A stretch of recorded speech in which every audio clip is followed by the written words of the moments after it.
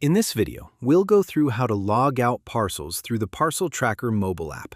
There are two ways to log out a parcel: using a QR code and a signature.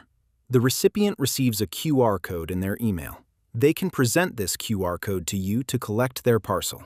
To log out a parcel, go to the Out tab, then press Check Out. First, scan their QR code.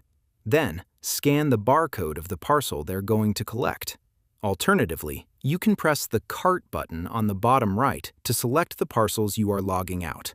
Because you've scanned the QR code first, it will automatically filter the parcels by the recipient's name. When you're done, press Check Out.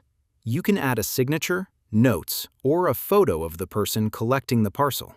Press Complete Checkout to log out the parcel. Next, let's look at signature-based logout. If a recipient cannot show their QR code, you can instead search for the recipient manually. Press Select Filter on the bottom of the screen. Enter the recipient's name, then open the cart and select the parcels they're going to collect. Then press Check Out. Alternatively, if you have the parcel with you, you can simply scan the barcode, then press Check Out. The recipient must provide a signature for proof of delivery.